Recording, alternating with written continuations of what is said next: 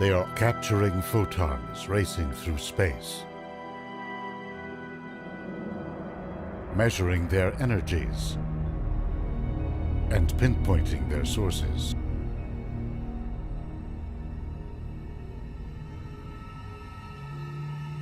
An army of high-tech instruments, including the Hubble Space Telescope, is peering into ever more distant corners of the universe. They are reeling in enormous volumes of data that scientists use within models to explain how galaxies took shape.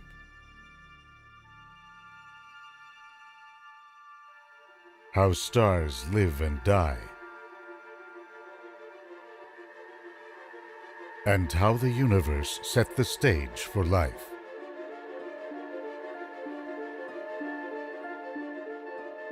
What are we learning about the origins of our world and ourselves in this age of Hubble?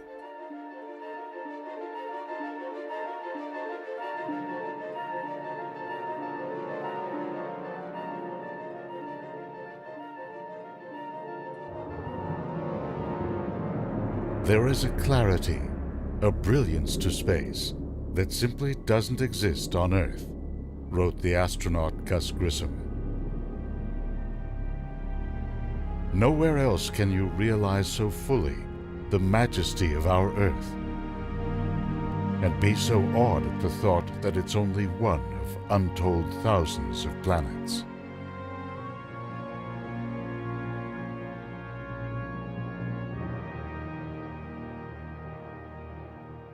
For astronauts and stargazers, the universe beckons us to explore and to wonder.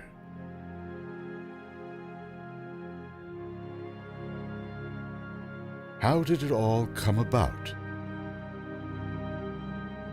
And how do we fit in? Are there other worlds like our own, rich with life?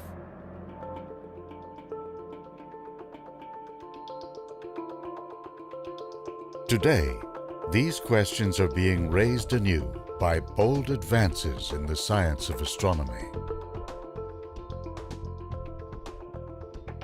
The Hubble Space Telescope was launched in the year 1990 to capture the pristine light of distant space. It led a fleet of space-based telescopes sent up to probe distant galaxies, black holes, stars, planets. The vantage of space allows satellites to capture light that is blocked or distorted by Earth's atmosphere. From long-wave infrared light that passes through dust clouds, revealing hidden structures in star-forming regions or galaxies, to high-energy X-rays from supernova explosions or the environments of black holes.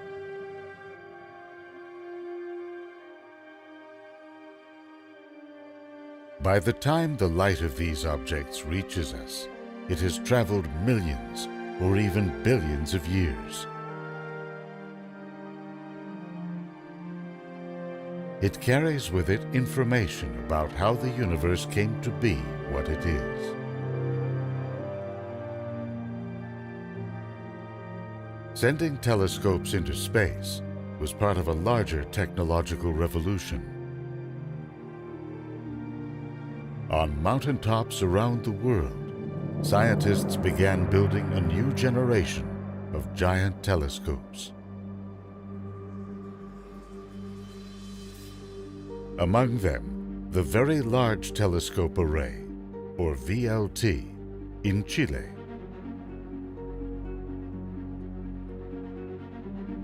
The Keck, Subaru, and Gemini telescopes on the summit of Mauna Kea in Hawaii.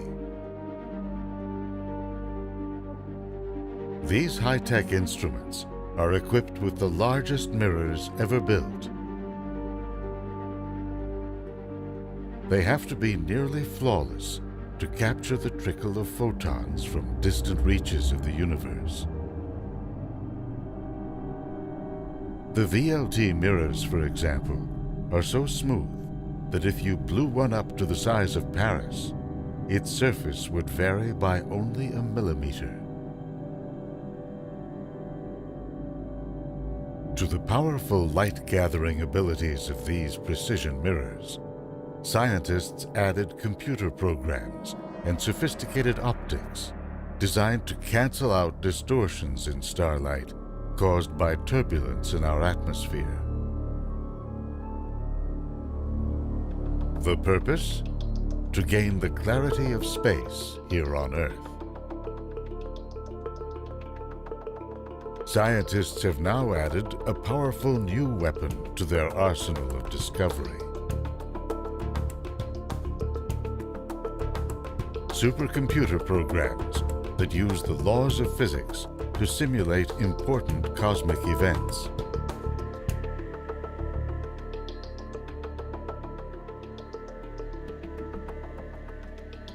They use these virtual telescopes to literally set the universe in motion. To test theories about how the cosmos evolved on the largest scales, and how objects form and interact. From immense galaxy clusters down to solar systems and planets.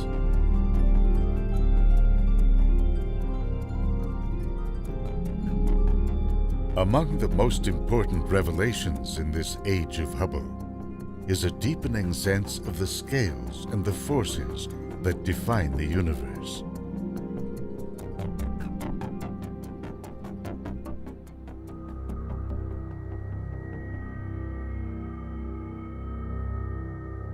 Based on their view of the night sky, the ancient Greeks saw Earth at the center of creation.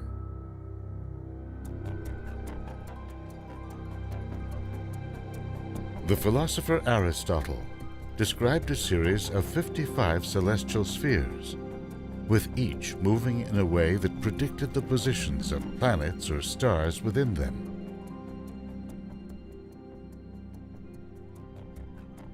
The stars, he said, are made of a pure substance not found on Earth.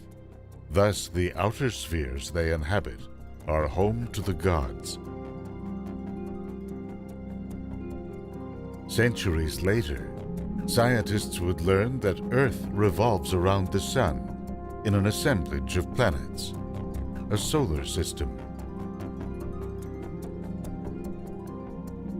A century ago, they deduced that our Sun is one of billions of other stars moving around a disk-like structure, the galaxy. What lay beyond this island universe? How far did space extend? Working with the new 100-inch telescope on California's Mount Wilson, astronomer Edwin Hubble and an assistant named Milt Humason analyzed the light of blurry patches of sky known as nebulae. They found that these patches were actually galaxies unto themselves, located far beyond our Milky Way. Many of them, in fact, are moving away from us. The farther away they are, the faster they are receding. These findings sparked the rise of a whole new model of the universe. It's much larger than we imagined, filled with countless galaxies and growing larger all the time.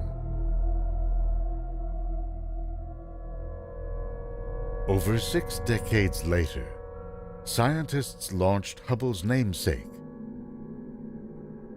a telescope in space, to nail down the parameters he helped define. The cosmic expansion rate, as well as a scale for calculating distances. Knowing these two numbers would allow astronomers to establish a timeline for cosmic evolution, going all the way back to the earliest moments of time.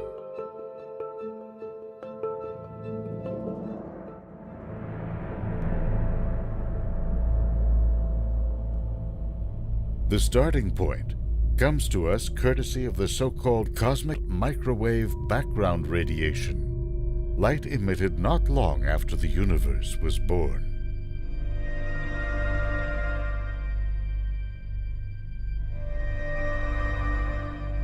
Reading this light, the COBE, WMAP, and Planck satellites showed that the universe began with widespread variations in its density.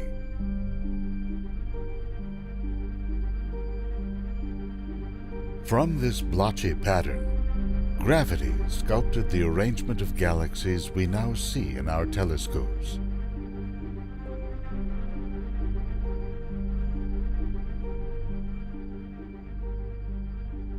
Our galaxy and its neighbors are tied to a larger grouping, the Virgo cluster, some 50 million light-years away.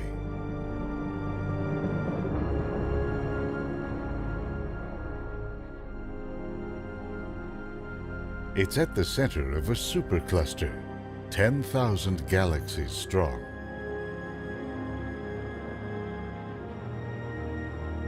From this intergalactic hub, filaments of galaxies extend outward in all directions,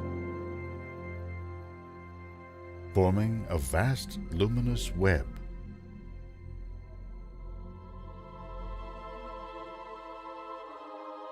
How far out does this cosmic web extend? How did it come to be? And how will it evolve in the future?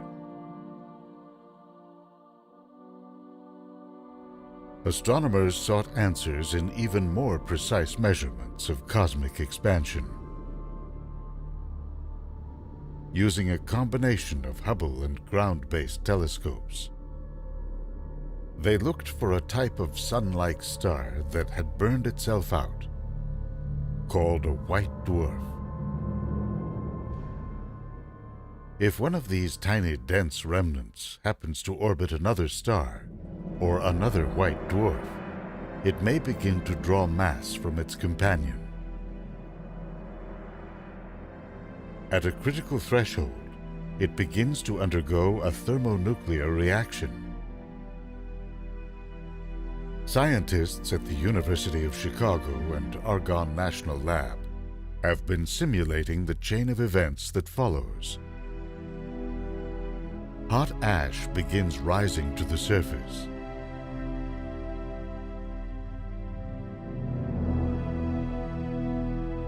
As it breaks out, it wraps around the star.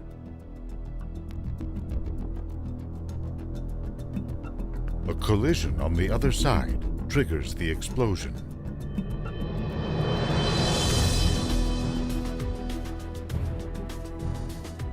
These Type 1a supernovae are thought to all explode in the same way, with the same luminosity, wherever they are in space.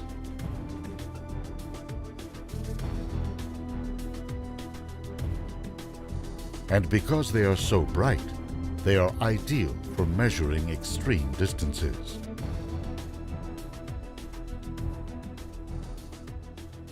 It's like looking at cars with identical headlights approaching on a highway. The dimmer they appear, the farther away they are. But when astronomers began looking at these cosmic beacons, they noticed something unexpected. They combined their brightness with another measure, how far their light had shifted to the red. The larger the shift, the more the universe had expanded since the star had exploded.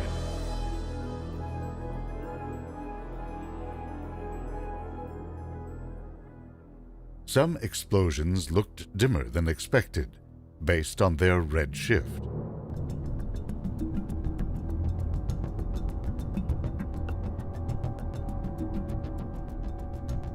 That meant their light had traveled an even greater distance to reach us. That led astronomers to conclude that the cosmic expansion rate was slower in the deep past. It must have accelerated for the universe to reach its current size. The force causing space to speed up is still unknown. Scientists refer to it as dark energy, and it may be all around us.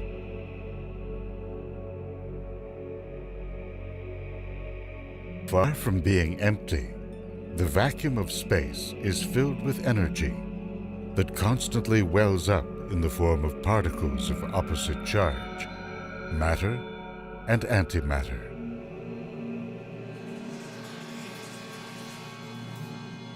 According to a theory that has gained wide acceptance, the universe began when this vacuum was somehow tipped into a higher energy state, causing space and time to suddenly inflate.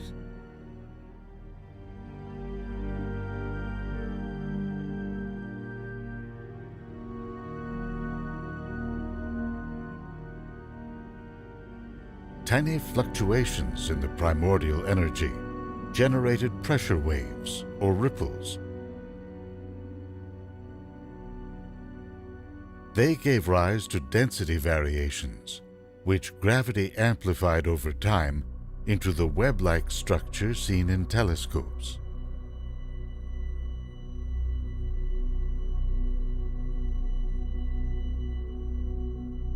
Taking cosmic expansion into account, galaxies out at the edge of the visible universe are 46 billion light-years away from us in each direction.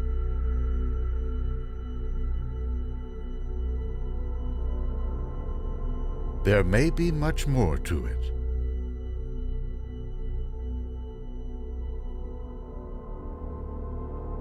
The fury of cosmic inflation would have caused the universe to go from atomic size to cosmological size within an infinitesimally short time.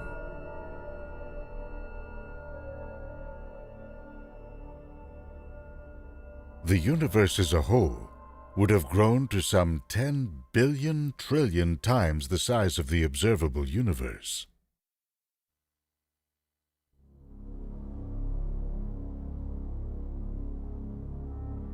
Put another way, the new theory says the whole universe is to the observable universe.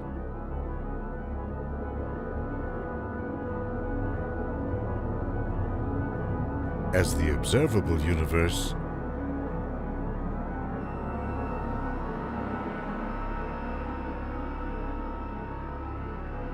is to an atom. So where does that leave us in the grand scheme of things?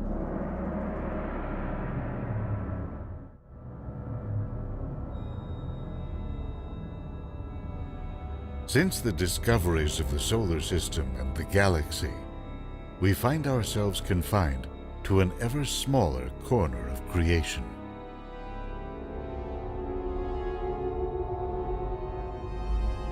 And yet, in this age of Hubble, we have learned just how much we are a product of the universe.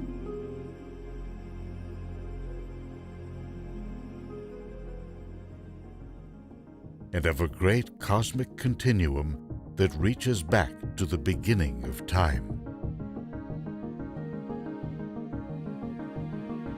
In a sense, our own story looms large. It began with the earliest generation of stars and galaxies, at a time when the universe was awash in hydrogen gas.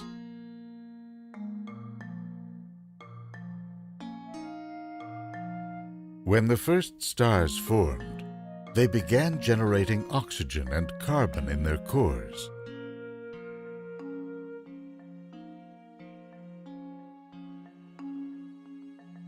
Some exploded, generating heavier elements like iron or gold or magnesium.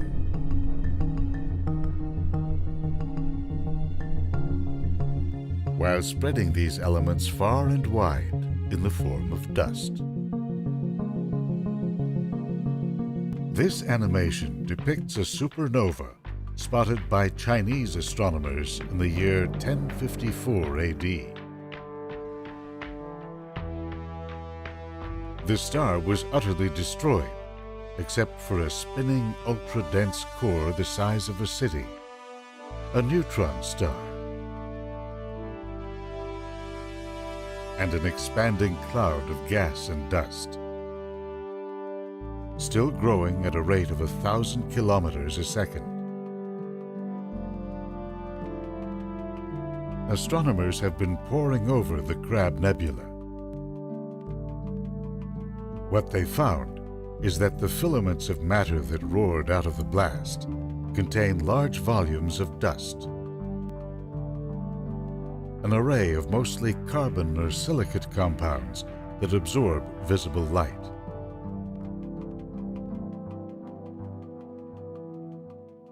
These solid particles are crucial for the formation of solar systems. Within the Crab Nebula, there is enough dust to make some 30 to 40,000 Earths. Over time, and after countless stellar explosions, dust has collected in dense pockets throughout our galaxy. But dust grains can be found throughout intergalactic space as well. Some might have come from the earliest supernovas. There is another source as well.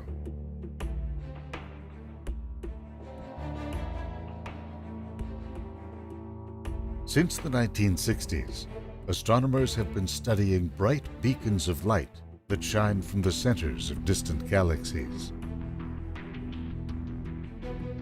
A quasar's power source, they've found, is a black hole that has grown to millions, even billions of times the mass of our own sun.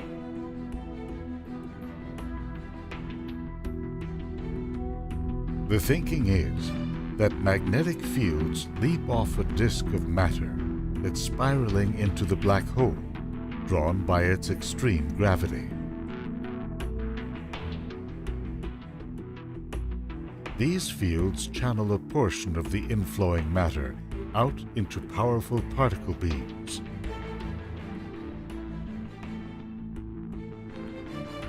The jet is part of a larger rush of matter away from the black hole.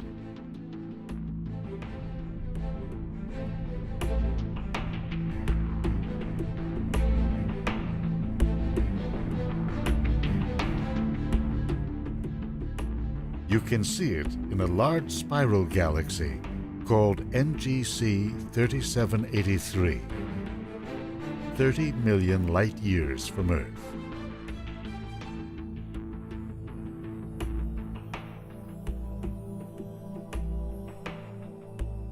Astronomers use the Very Large Telescope Array in Chile's Atacama Desert to peer into the core of this galaxy, to study the environment of a supermassive black hole.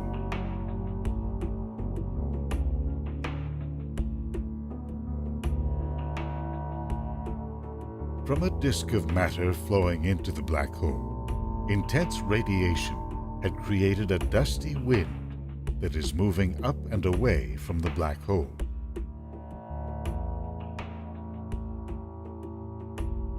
The source of the dust is likely generations of giant stars that lived and died in the galaxy's central region.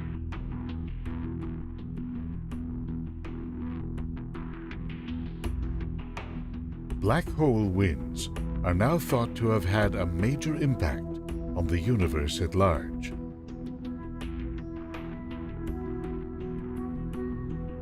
You can see it in a simulation of early cosmic evolution.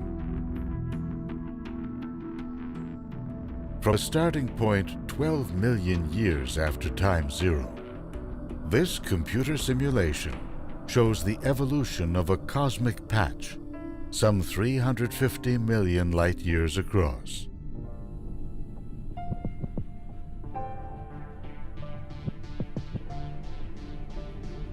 Not everything is known about what happened, including the nature of a dominant substance known as dark matter.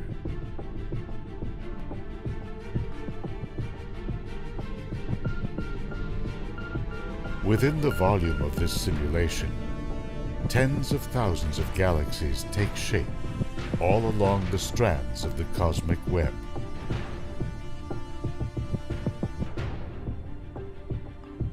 Where the filaments intersect, something happens that will affect the character of every galaxy, star, and planet.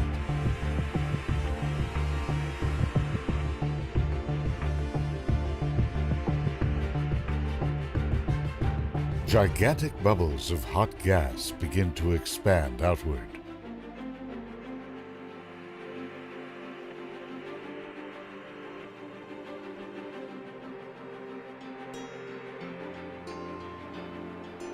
They form when matter flows into large central galaxies and gets blasted out by supermassive black holes lurking in their cores.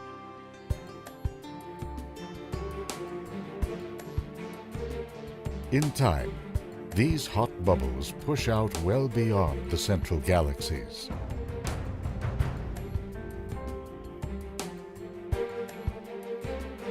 This has the effect of limiting the amount of gas that can fall into central regions, allowing smaller galaxies like ours to form on the periphery. The bubbles spread huge volumes of gas and dust created in earlier generations of stars.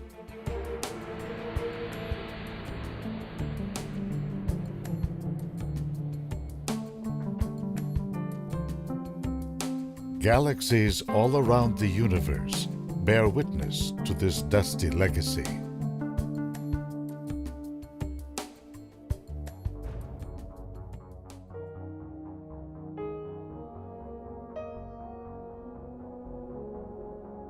The bright central region of the famous Pinwheel Galaxy is surrounded by dark, dusty lanes.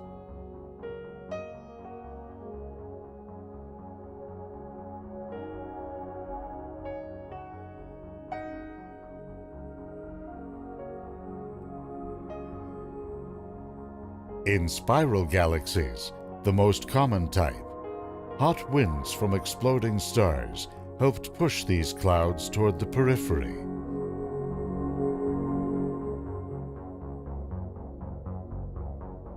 As well as above and below their flat disks.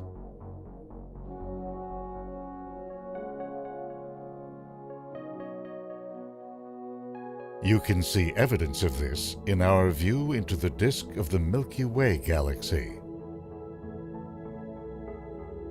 Dark dust lanes and ominous clouds dominate our view into the disk, while tendrils of dust reach far above it. Here, above the plane of the galaxy, just 400 light-years from Earth, is a dense, irregular cloud of dust called Lupus 4.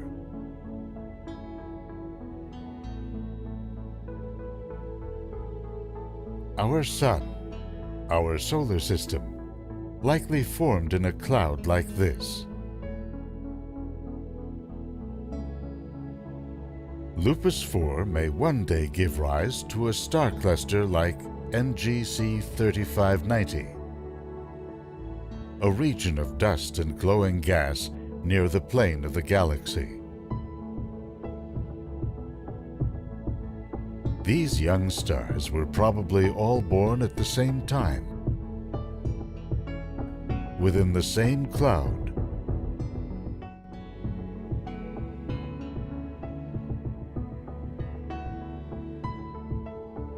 The manufacture and spread of dust is an ongoing process in our galaxy.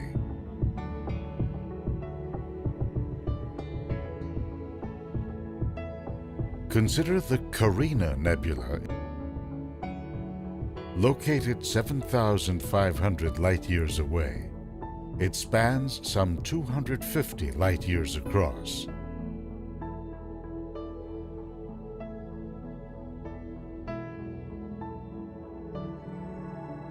At its center is the giant star Eta Carinae, one of the largest and most unstable stars known in our galaxy.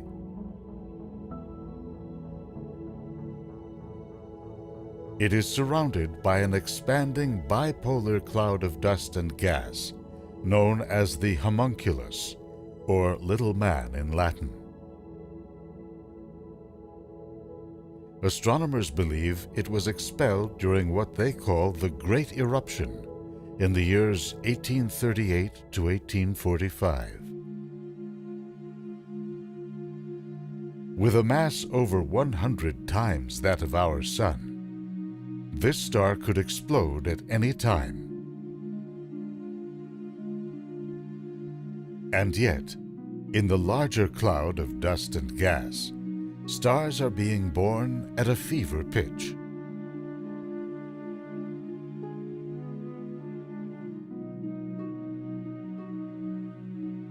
Here, a pillar of dust is being eroded by a torrent of ultraviolet light from hot, massive stars nearby.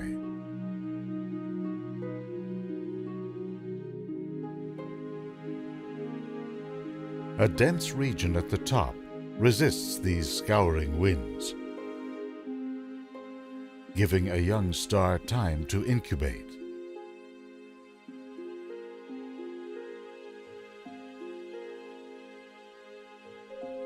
Gas and dust flowing into the star are being blasted out in jets coming from its poles.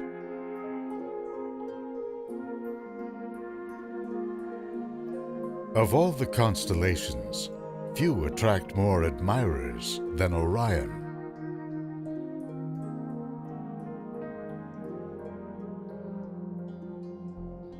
Within it is a stargazer's dream, the Great Orion Nebula, a luminous castle of gas and dust, 1,300 light-years away. It's roughly the size of a full moon on the sky.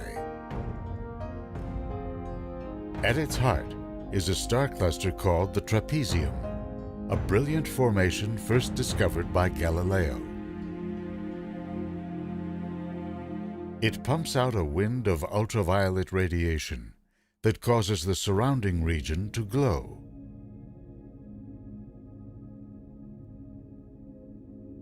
These large stars emit streams of charged particles that collide with dust clouds, forming a frothy landscape of arcs and bubbles. These winds are also disrupting the growth of hundreds of solar systems in the making.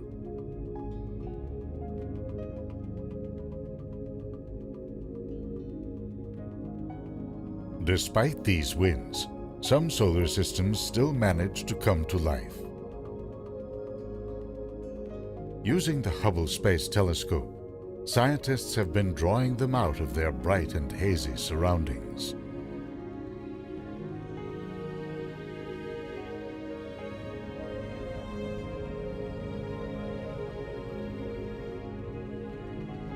Thousands of solar systems are being born in and around the Orion Nebula, in a rich chemical soup provided by large exploding stars.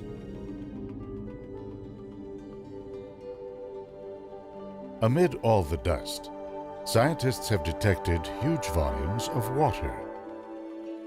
Where does it come from? And how does it form? In some cases, water is the byproduct of a star's death. When a medium-sized star like our Sun uses up the hydrogen in its core, it becomes unstable, shedding its outer layers. The Helix Nebula is a star that has puffed out into a colorful ring of glowing gas and dust.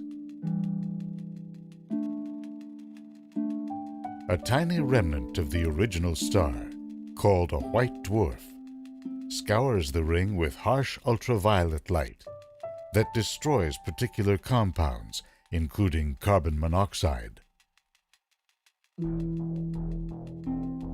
The oxygen that's set free combines with hydrogen in a molecule that forms water.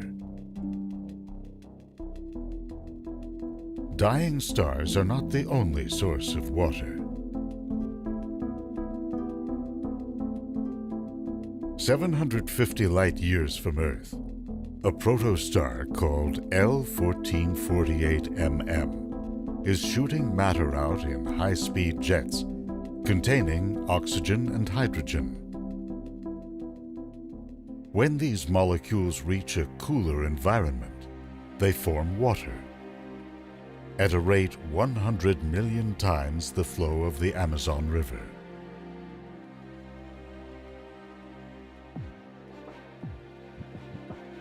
Water then becomes part of the dynamic of a solar system's birth. Scientists have sought to better understand the formation of planets by simulating it in a supercomputer.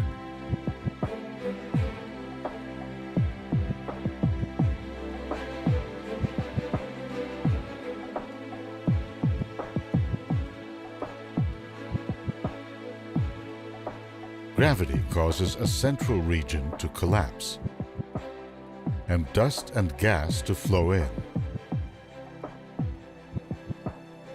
It forms a disk that swirls around the newborn star.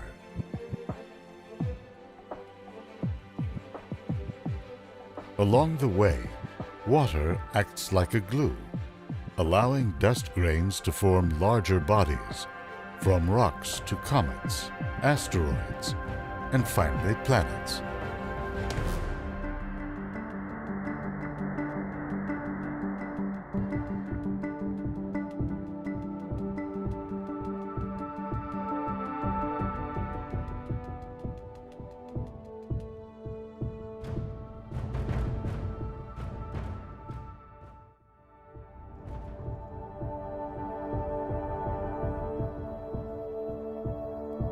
Up on the high deserts of Chile, astronomers have been using the Atacama Large Millimeter Submillimeter Telescope Array to peer into the turbulent environments of newly born stars.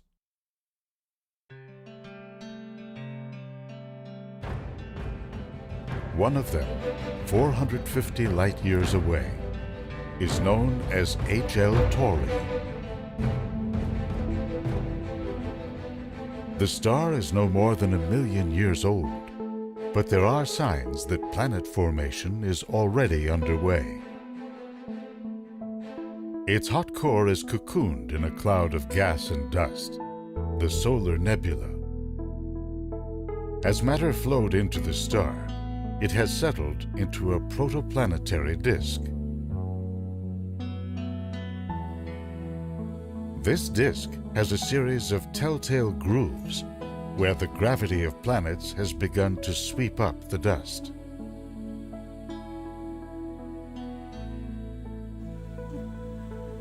Dust within the solar nebula carries all the material needed to build a planet like ours, including organic compounds.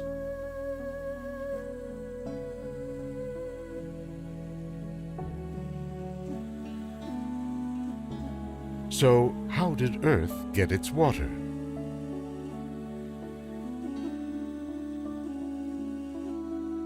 The answer may begin with our star.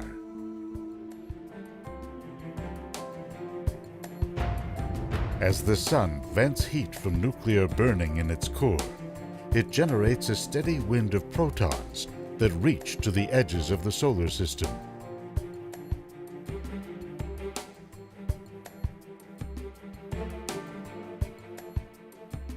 This wind encounters dust particles that are wafting through the solar system, attracted by the gravity of planets.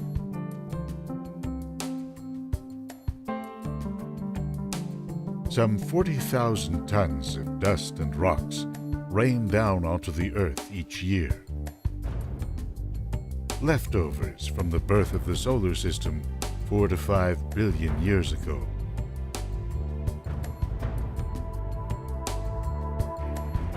Interplanetary dust has long been known to carry organic or carbon compounds able to survive the journey through Earth's atmosphere. Scientists recently found something else on the dust particles themselves.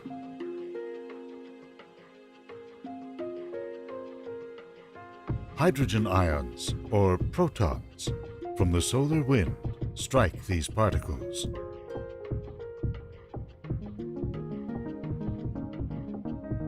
When these protons interact with oxygen in silicate mineral grains, they form H2O molecules, which then cling to the particles. This process was documented in lunar dust grains picked up by Apollo astronauts.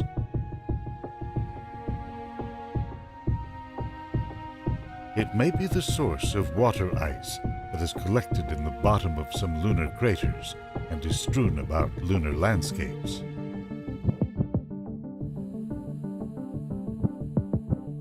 In addition to watery dust raining down onto the Earth, this may explain how comets and asteroids were able to generate stores of water and to bring them down to Earth. Given that water is created and spread so readily, it's not surprising that it pervades our own solar system.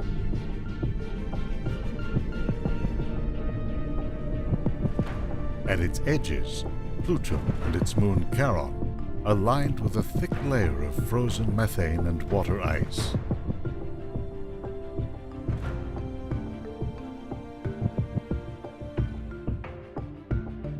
The blue planets Neptune and Uranus get their color from the methane clouds that make up their frigid atmospheres. Within, charged particles circulate in a sea of liquid water, producing electrical currents and magnetic fields.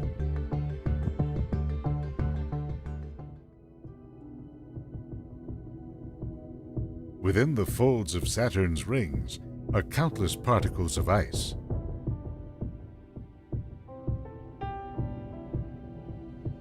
Hovering just above them is the moon Enceladus, with an icy surface that makes it one of the brightest objects in the entire solar system.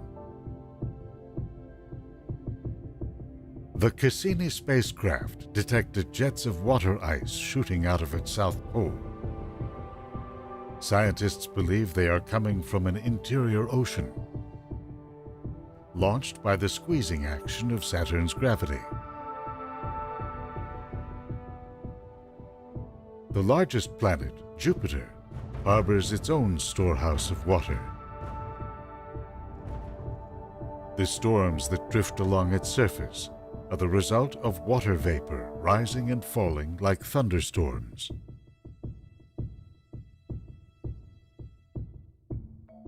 Beyond Jupiter's roiling atmosphere lies a water world, Jupiter's second moon, Europa. Its bright, smooth surface is crisscrossed by channels and grooves carved out by shifts in an ocean of liquid water or slushy ice that lies below.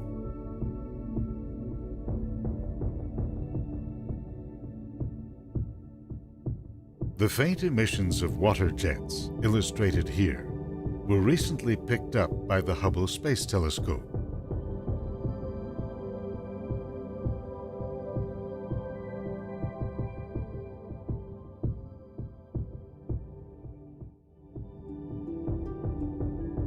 Then there's Earth, a water planet.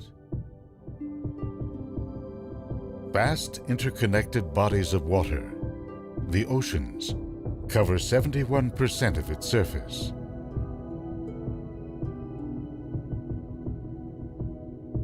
And now, scientists have detected whole oceans hidden in rocks deep inside the planet.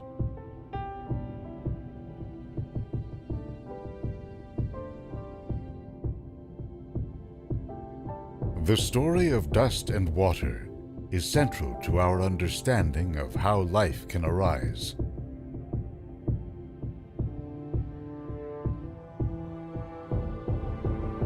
These two components can be found throughout the galaxy. But does life inevitably follow?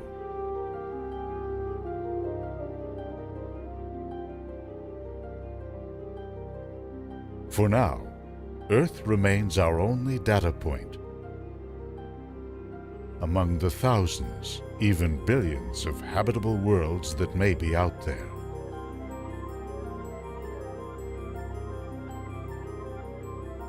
The age of Hubble has brought a new appreciation of how we emerged in a universe that is immense beyond imagining.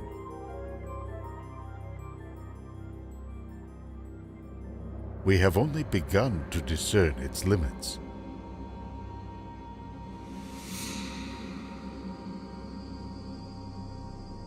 New data supports theories of how the universe began in a furious expansion.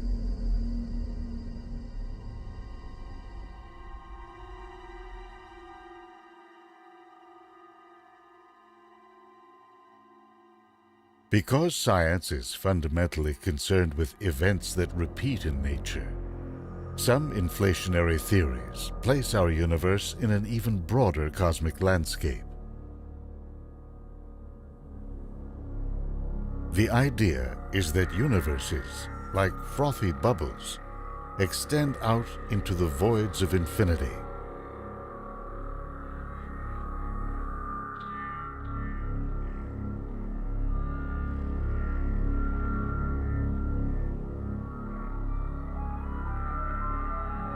The age of Hubble has brought incredible advances in our understanding of the universe.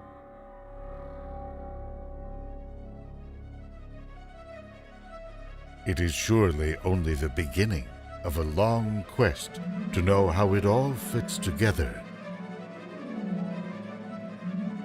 where we came from, and what the stars may tell us of our place in the spread of time and space.